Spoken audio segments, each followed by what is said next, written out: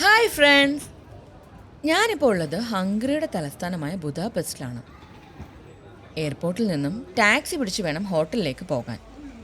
അതിനായി ഞാൻ ബുക്കിംഗ് കൗണ്ടറിലേക്ക് നടന്നു. ഇവിടെ വലിയ തിരക്കില്ല. പോകാനുള്ള സ്ഥലത്തിൻ്റെ ഡീറ്റെയിൽസ് കൊടുക്കുമ്പോൾ അവർ നമുക്ക് റേറ്റും ഡിസ്റ്റൻസും ഒക്കെ കണക്കാക്കി ഒരു ബില്ല് തരും.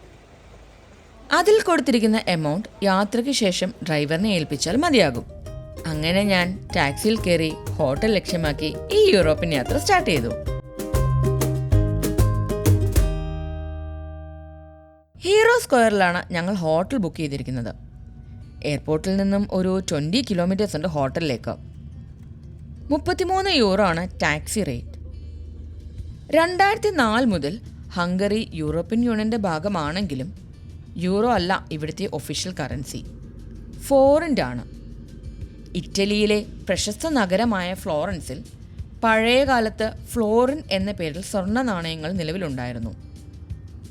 യൂറോപ്പിൽ വ്യാപകമായി ഉപയോഗിച്ചിരുന്ന ഈ നാണയങ്ങളുടെ പേരിൽ നിന്നാണ് ഹംഗറിയുടെ കറൻസിക്ക് ഫോറിൻറ്റ് എന്ന പേര് ലഭിച്ചത്. എൻ്റെ കയ്യിൽ ഫോറിൻറ്റ് ഇല്ല. ഡ്രൈവർ യൂറോ സ്വീകരിക്കുമെന്നുള്ള ഉറപ്പ് കൗണ്ടറിൽ നിന്ന് തന്നിട്ടുണ്ട്.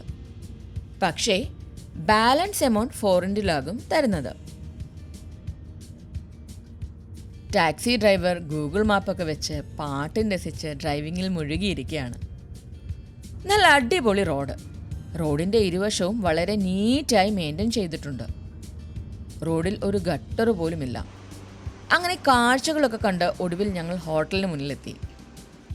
നല്ല സൗകര്യങ്ങളുള്ള പോക്കറ്റ് ഫ്രണ്ട്ലി ഹോട്ടലിലാകണം താമസിക്കേണ്ടതെന്ന് യാത്രയ്ക്ക് മുന്നേ ഞങ്ങൾ തീരുമാനിച്ചിരുന്നു.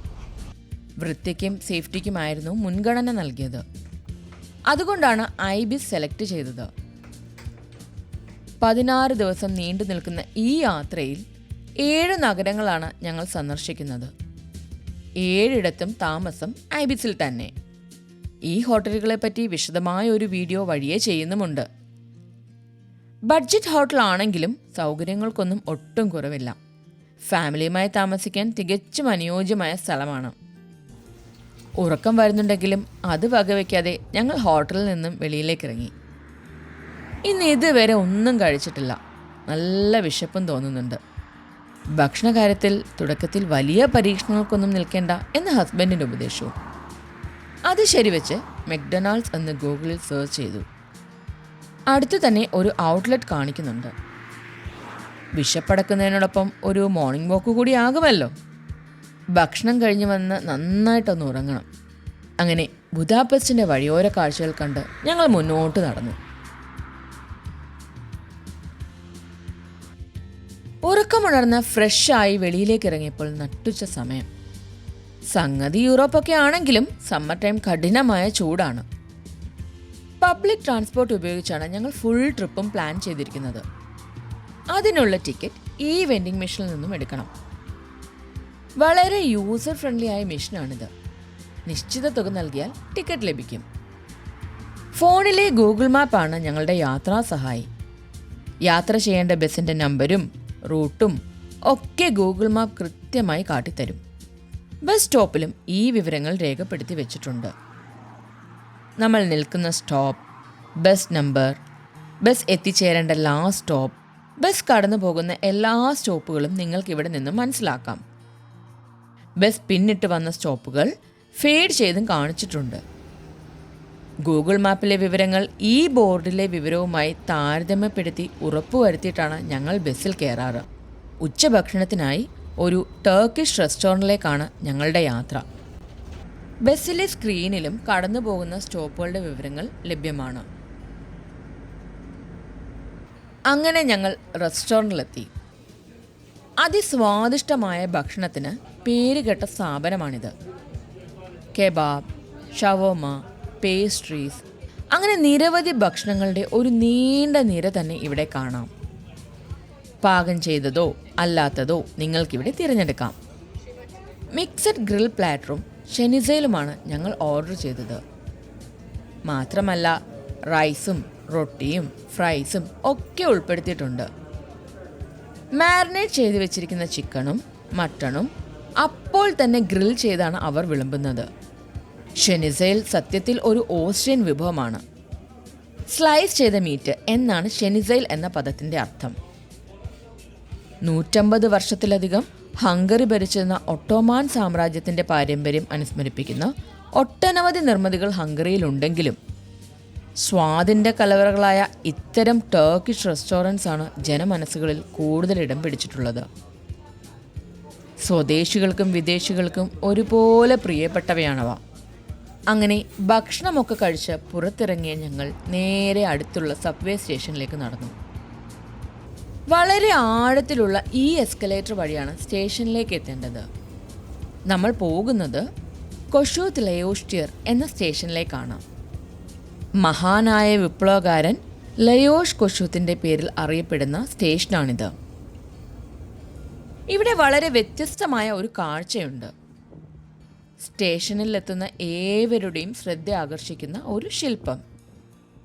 ഒന്നല്ല, 2. കസേരയിലിരിക്കുന്ന ഒരു മനുഷ്യനും അദ്ദേഹത്തിൻ്റെ മുന്നിലെ ഒരു നായയും. ബുദാപെസ്റ്റിലെ പ്രശസ്ത സംഗീതജ്ഞനായ ബെല ബാർട്ടോക്കും അദ്ദേഹത്തിൻ്റെ വിശ്വസ്തനായ നായയുമാണിത്. 20-ാം നൂറ്റാണ്ടിലെ ക്ലാസിക്കൽ മ്യൂസിക്കിൽ ഒരുപാട് സ്വാധീനം ചെലുത്തിയിട്ടുള്ള ആളാണ് ബാർട്ടോക്ക്. അങ്ങനെ കാത്തുനിൽപ്പിനൊടുവിൽ ട്രെയിൻ എത്തി. ട്രെയിനിനുള്ളിലും സ്റ്റേഷനുകളുടെ ഡീറ്റെയിൽസ് കൃത്യമായി അടയാളപ്പെടുത്തിയിട്ടുണ്ട്. അത് യാത്രയെ അനായാസമാക്കി.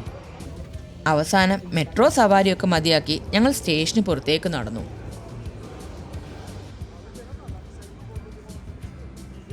അന്തരീക്ഷത്തിൽ കൊതിയൂറുന്ന ചിമ്മിനി കേക്കുകളുടെ സുഗന്ധം.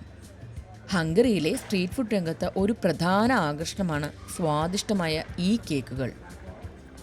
പല തരത്തിലുള്ള ടോപ്പിംഗ്സിൽ ഇത് ലഭിക്കും. ന്യൂട്ടല്ലയും ഐസ്ക്രീമുമാണ് ഞങ്ങൾ സെലക്ട് ചെയ്തത്. ഹീറോ സ്ക്വയറിൽ ഞങ്ങൾ എത്തിയപ്പോൾ അവിടെ വലിയൊരു ആൾത്തിരക്ക്.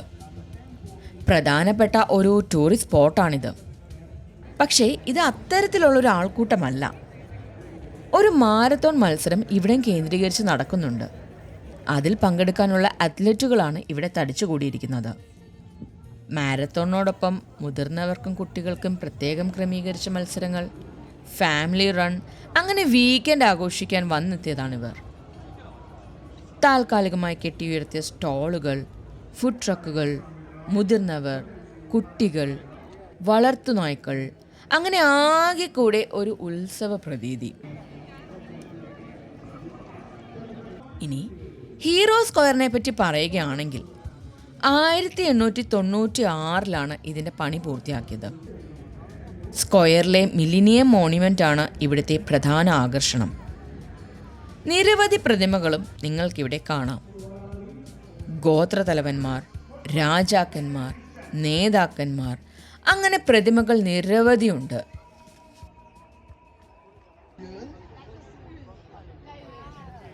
ഹീറോ സ്ക്വയറിന് തൊട്ടടുത്തുള്ള സിറ്റി പാർക്കിലേക്കാണ് ഞങ്ങൾ പിന്നീട് എത്തിയത്. ഇവിടുത്തെ കാഴ്ച തികച്ചും അപ്രതീക്ഷിതമായിരുന്നു. ഭക്തിസാന്ദ്രമായ അന്തരീക്ഷത്തിൽ കീർത്തനങ്ങൾക്കൊപ്പം ചുവടുവെക്കുന്ന ഒരു കൂട്ടം സ്വദേശികൾ. ആഘോഷം ഹീറോ സ്ക്വയറിലല്ല, അതെവിടെയാണെന്ന് മനസ്സിലാക്കാൻ അധിക സമയം വേണ്ടി വന്നില്ല. ബുദാപെസ്റ്റിലെ ഹരേ കൃഷ്ണ ടെമ്പിളിൻ്റെ നേതൃത്വത്തിൽ സംഘടിപ്പിച്ചിരിക്കുന്ന രഥയാത്ര ഫെസ്റ്റിവലാണിത്. ഭക്തിസാന്ദ്രമായ ചൈതന്യത്തിൻ്റെയും സൗഹൃദത്തിൻ്റെയും സൂചകമായ ഒരു ഉത്സവം. ഹിന്ദു സമൂഹം ഹംഗറിയിൽ ചെറുതാണെങ്കിലും അവരുടെ പ്രാധാന്യം എത്രത്തോളം ഉണ്ടെന്ന് വിളിച്ചോതുന്നതാണ് ഈ ആഘോഷങ്ങൾ. ഇത്തരം സൗഹൃദ കൂട്ടായ്മകൾ എല്ലാവരും മാതൃകയാക്കേണ്ടതാണ്.